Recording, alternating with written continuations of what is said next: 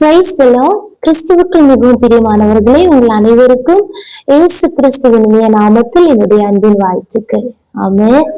நம்முடைய கர்த்தராகிய இயேசு கிறிஸ்துவின் வருகை மிகவும் சமீபமா இருக்கிறது. ஆமென். ஆயத்தமாவோமாக, பிறரையும் ஆயத்தப்படுத்துவோமாக. வாசிப்போம். இன்னைக்கு இந்திய தியானத்திற்காக பரிசுத்த ஆவியானவர் உணர்த்தின ஒரு வேத பகுதியை வாசிப்போம். வெளிப்படுத்தின விசேஷம் 16ஆம் அதிகாரம் அதனுடைய 15வது வசனம். இதோ திருடனை போல் வருகிறேன், தன் மானம் காணப்படத்தக்கதாக நிர்வாணமாய் நடவாதபடிக்கு விழித்து கொண்டு தன் வஸ்திரங்களை காத்து கொள்ளுகிறவன் பாக்கியவான். ஆமென்.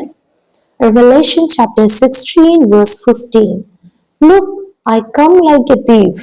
Blessed is the one who stays awake and remains clothed, so as not to go naked and be shamefully exposed. Amen.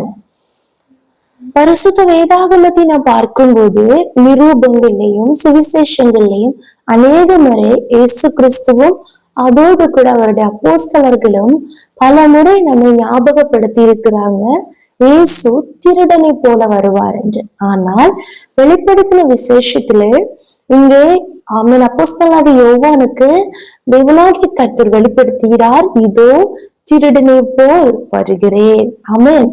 திருடன் இந்த நேரத்திலே, ஆமென், ஸ்தோத்திரம், இந்த நாளிலே, ஆமென், இந்த டைம்ல வருவான் என்று நமக்கு யாருக்கும் தெரியாது.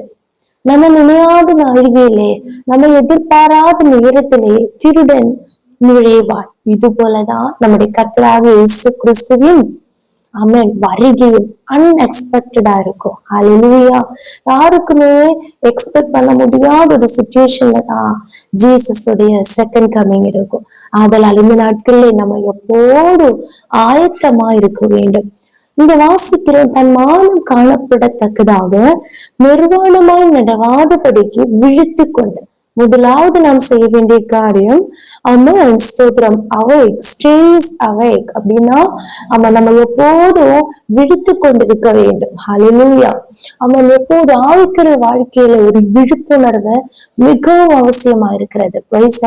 சரீர பிரகாரமாக உலக பிரகாரமாக நாம் பார்க்கும்போது நம்ம எப்பவும் அலர்ட்டா இருக்கோம் இல்லையா?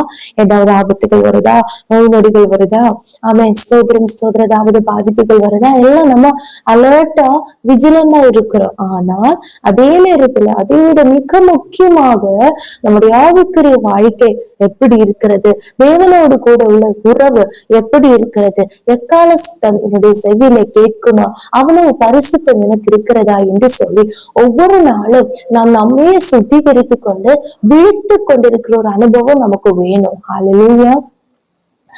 ஆமென். ஸ்தோத்திரம். மட்டுமல்ல, ஆமென், எப்படி எதற்காக நம்ம விழித்து கொள்ளணுமா?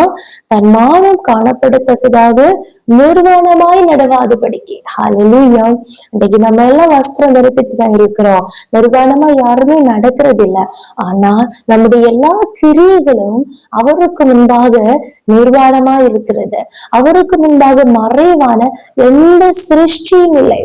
நாம் நம்முடைய பேரண்ட்ஸுக்கு மறைவாக, நம்முடைய கணவருக்கு, மனைவிக்கு, பிள்ளைகளுக்கு, சகோதரர்களுக்கு, ஊழியக்காரர்களுக்கு, விசுவாசிகளுக்கு மறைவாக நம்ம எது செய்தாலும் அது கர்த்தருக்கு முன்பாக எல்லாம் நிர்வாணமா இருக்கிறது. அதனால இந்த நாட்களில் நம்முடைய கிரியைகள் எல்லாம் வெளிச்சத்திலே நம்ம நடக்கிறவர்களா இருக்கணும். இவனில் எந்த அந்தகார கிரியைகள் நம்முடைய வாழ்க்கையில இருக்கக்கூடாது. ரட்சிப்பின் வஸ்திரத்தை எப்போதும் நம்ம உடுத்தி கொள்ள வேண்டும். தன் வஸ்திரங்களை காத்து கொள்ளுகிறவன் பாக்கியவான். ஹல்லேலூயா. உலகத்துல நம்ம எவ்வளவு ஆடம்பரமான ஆடை ஆபரணங்களை, வஸ்திரங்களை, விலையுயர்ந்த வஸ்திரங்களை தரித்தாலும் நாம் பெற்றுக்கொண்ட ரட்சிப்பின் வஸ்திரத்தை நம்ம காத்து கொள்ளாவிட்டால் நிச்சயமாகவே ஆவிக்குரிய வாழ்க்கையிலே நம்ம நிர்வாணமாய் நம்முடைய மானம் காணப்படத்தக்கதாக நம்ம நடந்து கொண்டிருக்கிறோம். தேவன் அதை அங்கீகரிக்க மாட்டார். சொல்லுகிறார், கர்த்தருடைய வருகையிலே எடுத்துக் கொள்ளப்பட மாட்டோம். நீங்க வாசிக்கிற 9-11 வசனங்கள்ல, அப்பொழுது மனுஷர்கள் மிகுந்த உஷ்ணத்தினாலே திகிக்கப்பட்டு இந்த வாதைகளை அதிகாரம் உள்ள தேவனுடைய நாமத்தை தூஷித்தார்களே இல்லாமல் அவரை மகிமைப்படுத்த மனம் திரும்பவில்லை. 8வது வசனத்துல வாசிக்கிறோம், அந்த தூதன் தன் கலசத்தில் உள்ளதை சூரியன் மேல் ஊற்றும் போது தீயினால் மனுஷரை திகிக்கும்படி அதற்கு அதிகாரம் கொடுக்கப்பட்டது. அவ்வளவு உஷ்ணம் இந்த காலத்துல நம்ம பார்க்கும்போது அவ்வளவு உஷ்ணம் இன்னும் வரும். ஹல்லேலூயா. ஆனா இதை அனுபவிக்கிற ஜனங்கள் அந்த தூதனை தூஷிக்கிறதே அல்லாமல் தேவனை மகிமைப்படுத்தவும் இல்லை, மனம் திரும்பவும் இல்லை. ஆமென்.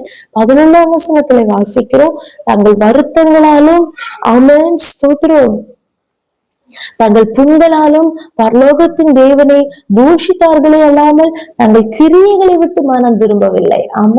இன்றைக்கு கூட உலக மக்கள் அப்படிதான் இருக்கிறாங்க. ஆனா இயேசு யதார்த்தமாக ருசித்து அவர் எப்படிப்பட்டவர் என்று அறிந்த தேவனுடைய பிள்ளைகளாக நம்ம ஒவ்வொருவரும் அப்படி இருக்கக்கூடாது. ஒவ்வொரு நாளும் நம்முடைய கிரியைகளை நம்ம சோதித்து பார்த்து பொல்லாத கிரியைகளை விட்டு மனம் திரும்பி ஒவ்வொரு நாளும் தேவனை மகிமைப்படுத்துகிறவர்களாக நம்ம வாழணும். நம்முடைய வாழ்நாட்கள்ல மனுஷரை மட்டும் கனப்படுத்துகிறவர்களாக அல்ல, மனிதர்களை பிரியப்படுத்துகிறவர்களாக அல்ல, மனிதர்களுக்கு கீழ்ப்படிந்து அவருக்கு உகந்தவர்களாக மட்டுமல்ல. ஹல்லேலூயா.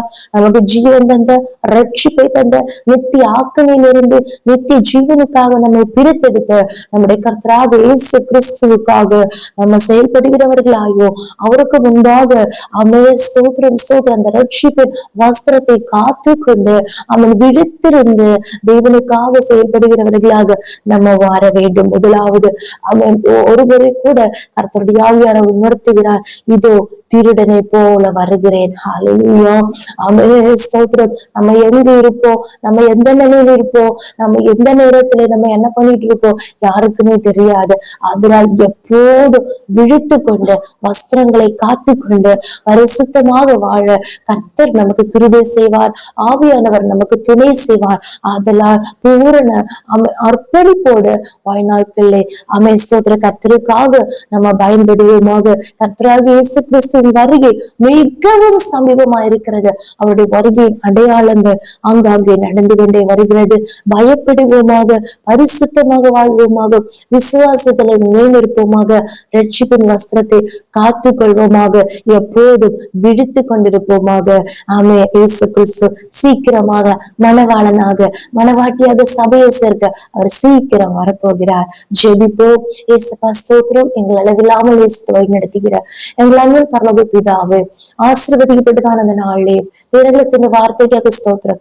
ஆமாண்டவரே, பூமியில என்னென்ன காரியங்கள் நடந்தாலோ, என்னென்ன பிரச்சனைகள் வந்தாலோ, இயேசுப்பா இன்னும் எங்களுடைய கிரியைகளை விட்டு மனம் திரும்பாமல் ஆண்டவரே ஸ்தோத்திரம் ஸ்தோத்திரம் தேவனை மகிமைப்படுத்தாமல் கர்த்தாவே தேவனுடைய நாமத்தை தூஷிக்கிற ஜனங்கள் மத்தியில நாங்கள் வாசம் பண்ணிட்டு இருக்கிறோம். கர்த்தாவே இந்த நாட்கள்ல இந்த கர்த்தாவே இந்த ரட்சிப்பை பெற்றுக்கொண்ட நாங்கள் ஒவ்வொருவரும் ரட்சிப்பின் வஸ்திரத்தை காத்துக்கொண்டு நிர்வாணிகளாய் அல்ல கர்த்தாவே உமக்கு முன்பாக பரிசுத்தமாக கர்த்தாவே விழித்து கொண்டு கர்த்தாவே ஹல்லேலூயா பரிசுத்த வாழ்க்கையை காத்துக்கொண்டு வாழ கிருபை தாருங்க.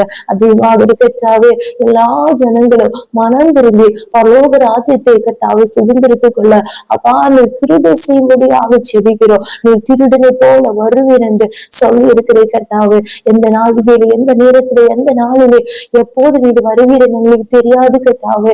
எப்போது ஆயத்தமுள்ளவர்களாக காணப்பட எங்களை ஒப்பு கொடுக்கிறோம் ராஜா. தாழ்த்துகிறோம். உங்களுடைய சித்தத்தை மாத்திரம் செய்து உமக்கு கீழ்ப்படுங்கப்பா. உங்களுடைய பிரியமானவர்களாக உங்களுடைய கர்த்தாவே ஸ்தோத்திரம் ஸ்தோத்திரம் உங்களுடைய வருகைக்கு பாத்திரவான்களாக பரிசுத்தவான்களாக நடந்து கொள்ள எங்களை அர்ப்பணிக்கிறோம். இயேசுவின் நாமத்தினாலே ஜெபிக்கிறோம். எங்கள் ஜெபத்தை கேளும் நல்ல பிதாவே. ஆமென், ஆமென், ஆமென். May God bless you all.